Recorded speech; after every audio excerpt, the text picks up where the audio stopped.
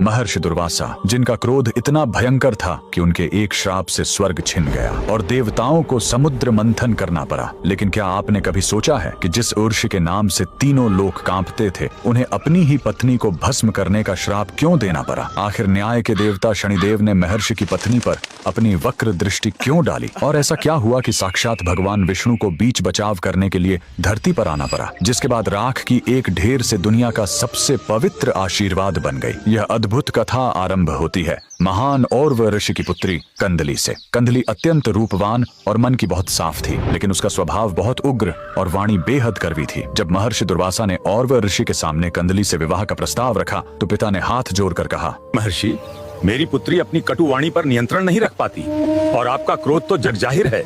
ये विवाह कैसे संभव है? तब दुर्वासा ऋषि ने वचन दिया, आप निश्चिंत रहें, मैं कंदली की 100 गलतियों और कड़वे वचनों को क्षमा करूंगा। इस वचन के बाद दोनों का विवाह हो गया। विवाह के पश्चात कंदली ने पति की सेवा तो पूरे मन से की, लेकिन अपनी कड़वी जुबान पर काबू नहीं रख सकी। बात बात पर क्लेश होता और दुर्वासा आर्षि अपना क्रोध पीकर उसकी गलतियां गिनते रहे। एक दिन कंदली यज्ञ के लिए जल भरने नदी किनारे गई। वह अपने ही कड़वे स्वभाव से दुखी थी। उसने एकांत में आसमान की ओर देखकर प्रार्थना की, हे देव, मैं मन से बुरी नहीं हूँ, पर मेरी जुबान मुझे अपनों से दूर कर देती है। मुझे कुछ ऐसा बना दो कि मैं पूरी तरह पवित्र हो जाऊं और किसी के काम आ सकूं। उसी समय वहां से कर्म फलदाता शनिदेव गुजर रहे थे। कंदली की यह पीड़ा सुनकर वे अत्यंत प्रसन्न हुए और अनजाने में ही उनकी वक्र दृष्टि कंदली पर पड़ गई। शनिदेव की दृष्टि का अर्थ ही है पुराने स्वरूप का विनाश और एक नए शुद्ध जीवन का आरंभ। अब कंदली का भाग्य बदलना तय था। जल लेकर जब कंदली आश्रम लौटी तो किसी बात पर उसका महर्षि दुर्वासा से फिर विवाद हो गया। शनिदेव की दृष्टि का प्रभाव शुरू हो चुका था। क्रोध में अंधी होकर कंदली ने अत्यंत कठोर वचन कह दिए और उसी क्षण उसकी 101वीं गलती पूरी हो गई। महर्षि दुर्वासा की सहन शक्ति का बांध टूट गया। उन्होंने हाथ में जल लिया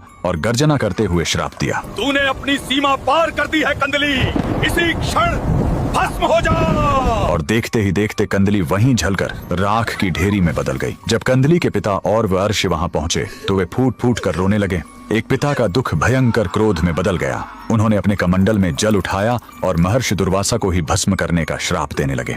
दो महान ऋषियों के इस भयंकर टकराव से ब्रह्मांड में प्रलय आ जाती। तभी बीच बचाव के लिए साक्षात भगवान नारायण को धरती पर प्रकट होना पड़ा। श्री हरि विष्णु ने और आर्षि का हाथ पकड़ा और उन्हें शांत किया। फिर उन्होंने कंदली की उस राख की ओर देखा जिसमें पवित्र होने की सच्ची तरफ थी। भगवान नारायण ने उस भस्म को वरदान देते हुए कहा, कंदली, तेरे वचन कड़वे जरूर थे, लेकिन तेरी आत्मा पवित्र थी। आज से तू इस राख से कदली वृक्ष यानी केले का पेड़ बनकर नया जीवन प्राप्त करेगी। और फिर श्री हरि ने वो अमर घोषणा की, आज से मेरी कोई भी पूजा, कोई भी कथा या कोई भी शुभ कार्य तुम्हारे केले के पत्तों और मंडप के बिना कभी पूर्ण नहीं माना